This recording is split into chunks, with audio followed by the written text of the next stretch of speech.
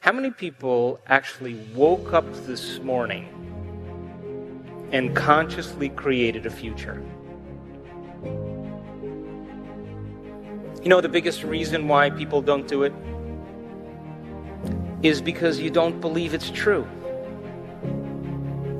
You see, if you knew that your thoughts created your destiny, if you knew that on a gut level, would you ever miss a day? Come on. And would you ever let any thought slip by your awareness that you didn't want to experience? So you think 60 to 70,000 thoughts in one day. Out of those 60 to 70,000 thoughts that you think in one day, 90% of those thoughts are the same thoughts as the day before. So then the same thoughts will always lead to the same choices. The same choices will always create the same behaviors.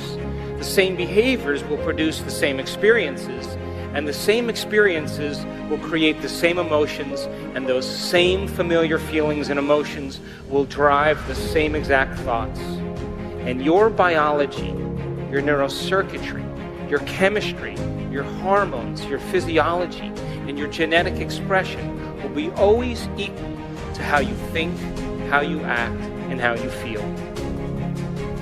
And so then, your personality creates your personal reality. That's it. And your personality is made up of how you think, how you act, and how you feel. So the present personality who's sitting here today has created the present personal reality called your life. So would you agree then that if you wanted to create a new personal reality, then you'd have to start thinking about what you've been thinking about and change it? Yes?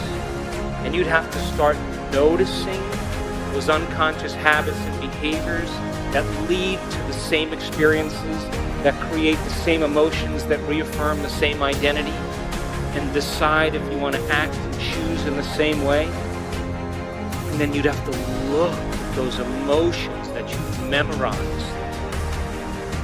that have become part of your personality, and decide if you want to bring those emotions into your future. You see, most people try to create a new personal reality as the same personality, and it's impossible. We literally have to become someone else.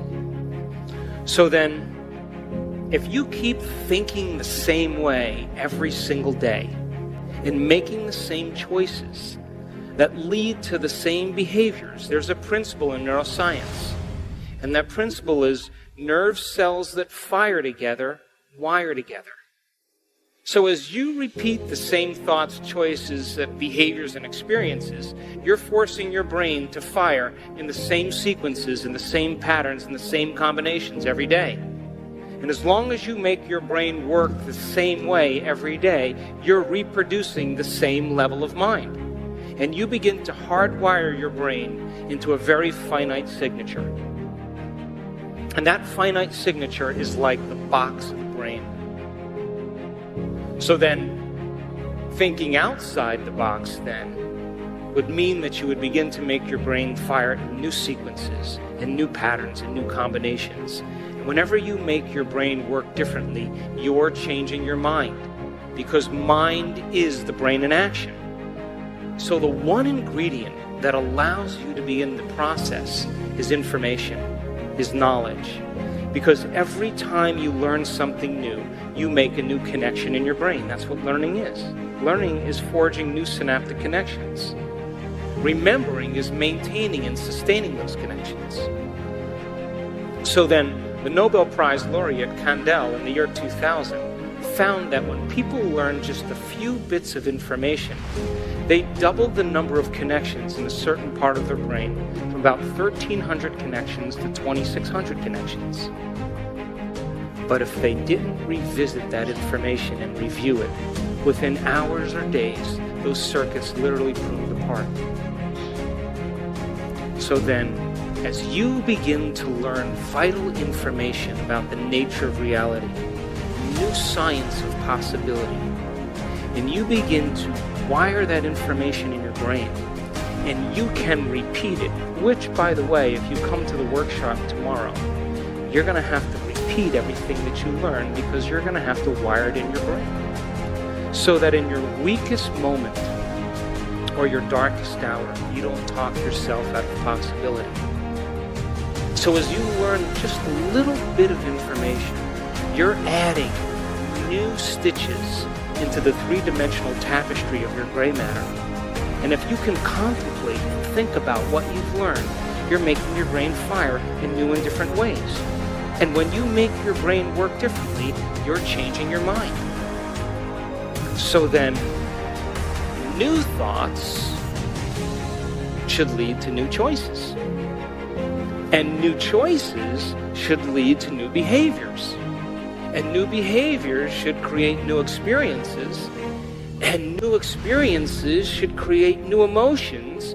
And those new feelings and those new emotions should drive new thoughts. And that's called evolution. So then, does your environment control your thinking? Or does your thinking control your environment? Or we could say, does your personal reality create your personality? Or does your personality create your personal reality? So we could say that you are thinking the same thoughts, performing the same actions, living by the same emotions, but secretly expecting your life to change. Would you agree? So then, as you go to the same place and see the same people and do the exact same thing at the exact same time as you did the day before, we could say that it's your external environment that's turning on different circuits in your brain, causing you to think equal to everything that you know. So we could say then that it's your personal reality that's creating your personality. And it's your environment that's causing you to think and feel equal to everything that you know. So then you would have to agree with me then, to change is to be greater than your environment, to be greater than the conditions in your world, to be greater than the circumstances in your life. And every great person in history knew this, whether it was William Wallace, Mahatma Gandhi, or Martin Luther King, or Joan of Arc, Madame Curie, Queen Elizabeth I, Abraham Lincoln. They all had a vision. They had a dream. Couldn't see it, couldn't smell it, couldn't taste it, couldn't feel it, but it was alive in their mind. It was so alive in their mind, they began to live as if that future reality was happening in the present moment. So then, can you believe in a future that you can't see or experience with your senses yet?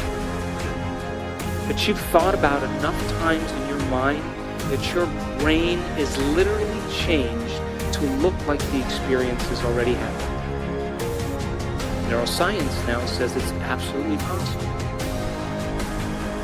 So can you fall in love with the future potential that exists in the quantum field and emotionally embrace that future reality before it's made manifest? So much so that your body, as the unconscious mind, begins to believe that that future experience is happening to you in the present moment, and you begin to signal new genes in new ways that your body begins to change to look like the experience has happened. Epigenetics says it's possible. So if your brain and body are physically changed to look like the experience